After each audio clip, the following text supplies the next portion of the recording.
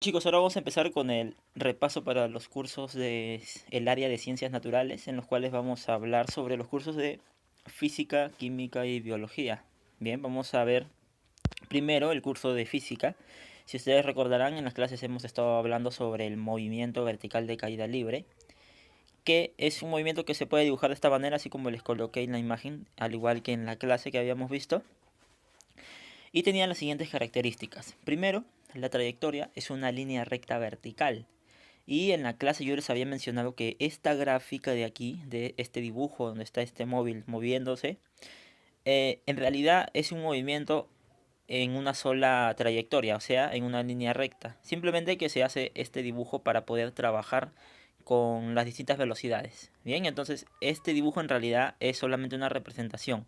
En realidad el movimiento es hacia arriba y en la misma línea vuelve a bajar. Bien, y claro, dependiendo cómo vayamos a trabajar, ahorita vamos a ver un par de ejemplos. Luego tendríamos que se denominaba caída libre porque no se considera la resistencia del aire. Recuerden, eso es importante, porque los objetos en, en este tipo de movimiento no caerían a la misma velocidad si hubiera resistencia del aire. Entonces, en estos sistemas vamos a considerar que no hay resistencia del aire. Y por eso mismo es que no importa el peso del móvil, si es muy pesado, si es muy ligero, siempre se van a cumplir todas las leyes que hemos visto. Que bueno, en realidad solamente hemos visto la de la velocidad. Luego vamos a ver de alturas y otras cosas más. Bien. Y por último teníamos esta característica que nos decía que la aceleración permanece constante y tiene un valor aproximado de 9,81 metros por segundo al cuadrado. Recuerden que estas son las unidades de aceleración, pero que nosotros íbamos a, por fines prácticos, íbamos a redondearlo a 10 metros por segundo al cuadrado. Bien, como vamos a usar 10 metros por segundo al cuadrado como la aceleración de la gravedad. Sí, listo. La gravedad acá está representada como una magnitud vectorial, aquí al costado se ve en el gráfico. Entonces vamos con un par de ejemplos, porque nosotros vimos una única fórmula, que era la de aquí. Pero que al centro, aquí en este signo, les había colocado más o menos. Y recuerden que se utilizaba el signo más cuando el móvil estaba en caída, o sea, cuando su velocidad iba aumentando. Y se utilizaba el signo menos, como en este caso de aquí, cuando el móvil está subiendo. Bien, en este caso está que sube, en este problema de aquí está que baja. Entonces, ahora, ¿qué nos ayudaba a calcular esta fórmula? Como ustedes saben ya, esto B sub F significa velocidad final, velocidad inicial, gravedad y tiempo. La gravedad siempre la vamos a conocer en este tipo de movimiento. ¿Sí? Siempre va a ser 10, siempre va a ser 10. En lo que va a variar van a ser las otras variables. Entonces tenemos que aprender a reconocer quién es cada uno de ellos. El tiempo, claro, va a ser único que te va a dar el problema. Ahora, en lo que tú tienes que ubicarte es la velocidad final y quién es la velocidad inicial. Entonces, para eso tienes que ver el gráfico del movimiento que te estén dando. ¿Sí? ¿Por qué? Porque si, por ejemplo, aquí en este gráfico está cayendo, entonces está iniciando su movimiento aquí arriba y está terminando aquí. Entonces, aquí sería su velocidad de inicio, velocidad inicial, y aquí sería la velocidad de llegada o también que le vamos a denominar velocidad final. Entonces, en este caso de este tipo de movimiento que está aquí, tu velocidad inicial sería la de aquí arriba y tu velocidad final la de aquí abajo. Y bueno, en sí en el problema ya te coloco que esta es la velocidad final. Pero debes aprender a reconocer porque puede estar en movimiento por trayectorias. Y recuerda que puedes trabajar por trayectorias también este tipo de movimiento. Bien, entonces ya tenemos quién es velocidad final, quién es velocidad inicial, quién es gravedad y quién es tiempo. Listo, ya puedes reemplazar todo eso en la fórmula para hallar la velocidad final. Velocidad inicial es 5 metros por segundo, más gravedad que es 10 por el tiempo que es 3 segundos. Bien, todo esto te lo va a dar problema. Y finalmente ya vamos a obtener que la velocidad aquí es 35 metros por segundo. Entonces, ustedes también si recuerdan de una de las clases habíamos trabajado que la gravedad hacía variar 10 metros por segundo cada segundo. ¿Eso qué quiere decir? Que por cada segundo la velocidad en el caso de la caída iba a aumentar 10 metros por segundo cada segundo. Y en el caso de la subida iba a ser al revés, iba a disminuir. Entonces, aquí si tú consideras sin utilizar la fórmula, puedes indicar que aumentó 30 metros por segundo. ¿Por qué? Porque bajó 3 segundos. Entonces con eso puedes obtener más rápidamente incluso la velocidad final. Cualquiera de los dos modos es válido. ¿Bien? Entonces vamos a ver el siguiente problema de aquí, que es al revés, que es con el móvil subiendo, y en el cual vamos a utilizar el signo menos. Es lo único que cambia en este tipo de movimiento. Bien, en la subida es lo único que cambia, el signo en la fórmula, el signo menos en medio. Y lo demás es reemplazar valores simplemente. Solamente que aquí tal vez es diferente porque la velocidad final va a ser la de arriba. Porque claro, el movimiento es desde aquí hasta acá. Entonces está que inicia en este punto y está terminando en este punto.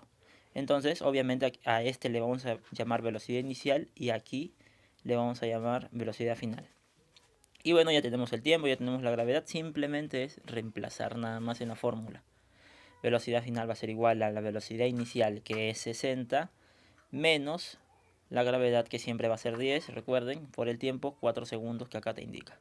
Y listo, así obtienes la velocidad final, que es 20 metros por segundo.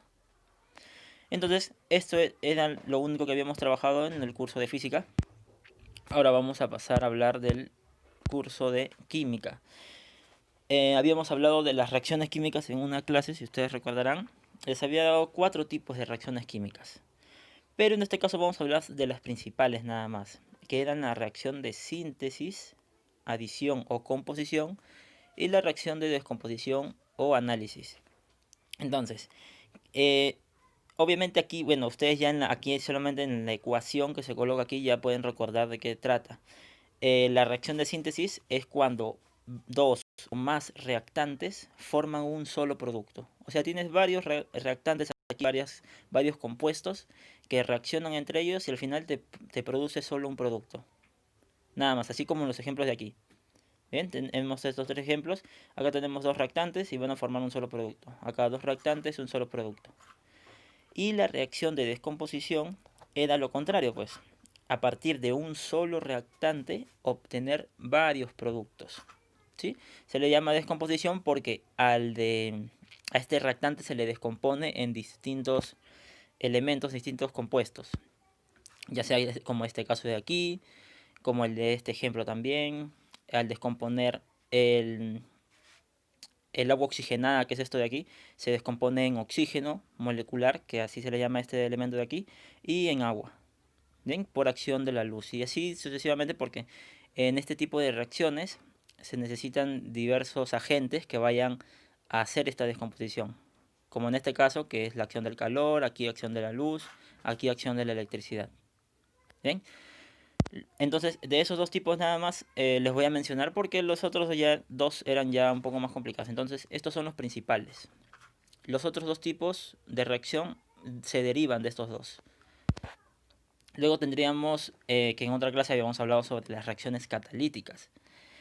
¿Qué eran las reacciones catalíticas? Eran aquellas reacciones que se realizan en presencia de un catalizador. Ahora, ¿qué es un catalizador? Es una sustancia que altera la velocidad de la reacción química sin sufrir en sí ningún cambio químico. ¿Eso qué quiere decir? Que un catalizador acelera cualquiera de este tipo de reacciones. Por ejemplo, estos dos tipos de reacciones o los ejemplos que tenemos aquí. Si nosotros agregamos un catalizador, esta reacción ocurriría mucho más rápido que si la dejáramos sola. Entonces, eso hace un catalizador, acelerar la reacción química. Y un buen ejemplo de catalizador son las enzimas. Las enzimas, que se encuentran entre los catalizadores más importantes, tienen una función esencial en el organismo vivo. Entonces, las enzimas son catalizadores. Por si acaso, son catalizadores, pero que funcionan en los organismos vivos, así como nosotros. Nosotros tenemos enzimas para acelerar diversas reacciones químicas que se llevan dentro de nuestro cuerpo, dentro de las células. Eh, entonces, también eso vamos a verlo en el curso de biología, ahorita que les voy a mencionar las dos clases que hemos hablado. Entonces, resumiendo, la reacción catalítica es una reacción donde hay un catalizador y el catalizador es una sustancia que acelera las reacciones. Y un buen ejemplo de catalizador son las enzimas en los seres vivos. Bien, entonces hasta ahí quedaría lo que es el repaso del curso de química. Ahora vamos a hablar de biología. Y en biología habíamos hablado de dos cosas, de la fotosíntesis y de la respiración celular. Bien, vamos a empezar con la fotosíntesis. Característica principal de la fotosíntesis. Se lleva a cabo en todas las partes verdes de la planta. En cualquier parte verde de una planta, ahí hay fotosíntesis. Que por lo general son las hojas, las que evidencian la presencia de un pigmento verde llamado clorofila. Recuerden esto, la clorofila está dentro de los cloroplastos, que eran unas organelas, ¿sí? Medio absorben la energía solar. Entonces la clorofila absorbe la energía solar. Luego habíamos hablado de las fases de la fotosíntesis, que eran dos: la fase luminosa y la fase oscura.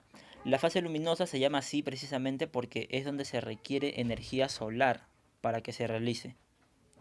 Además, en esta fase se obtiene el oxígeno que es liberado al medio ambiente. Entonces, este nombre se le da, ¿por qué? Porque necesita energía solar para realizarla. Luego, la fase oscura es aquella en la que no se necesita energía solar y se realiza gracias a los productos obtenidos en la fase luminosa, pues. O sea, todas estas dos fases son complementarias. Al terminar la fase luminosa se puede realizar recién la fase oscura. En esta fase es sintetizada la glucosa, que es fuente de alimento y energía para las células. Entonces, estas dos fases, como les digo, son complementarias, la fase luminosa y la fase oscura. En la fase oscura es donde ya termina y se sintetiza la glucosa. La glucosa es un tipo de glúcido, sí, habíamos hablado de los glúcidos también, que sirven como alimento para las células animales en general. Entonces ellos producen esto. Es un ciclo en realidad todo esto. Las plantas producen la glucosa y los seres vivos, los animales, en realidad especificando, consumen esa glucosa, esos alimentos que ellos producen, que en realidad son desechos en la fotosíntesis. Y bueno, de ahí, como les dije, vamos a hablar de la respiración celular, que se define de la siguiente forma, que es el conjunto de reacciones catabólicas, que quiere decir de degradación, que también podemos clasificarlo en este tipo de reacción. ¿Sí? ¿Recuerdan? Reacción química de descomposición. Esto, este tipo de clasificación va hacia las reacciones catabólicas, son de degradación, de descomposición, mediante el cual las células obtienen energía. ¿Sí? Luego tendríamos tipos de respiración celular, la aeróbica y la anaeróbica. Recuerden que la aeróbica es el proceso que utilizan oxígeno para generar energía. ¿Sí? Es el tipo de respiración celular donde se utiliza oxígeno. Pero también hay otro tipo en el cual no se usa oxígeno, que es la respiración anaeróbica. Y esto por lo general lo realizan las bacterias. ¿Sí? Las bacterias lo realizan la respiración anaeróbica. Y el resto de células, respiración aeróbica. Como bien dice aquí, en algunas ocasiones ciertos organismos como las bacterias no necesitan del oxígeno para realizar su respiración, lo cual recibe el nombre de respiración anaeróbica o también llamada fermentación. Y yo les había dado un ejemplo que este tipo de respiración se utiliza para formar o para elaborar, mejor dicho, el yogur. Bien, a través de la fermentación. Se utilizan unas bacterias para fermentar compuestos de la leche y así obtener el yogur. Bien, fermentar no quiere decir podrir. Bien, entonces es distinto. Y bueno, aquí estaremos terminando lo que es también el curso de biología. Y también terminando todo este repaso del área de ciencias naturales. Bien, ya el día de mañana les enviaré su examen y espero les vaya bien.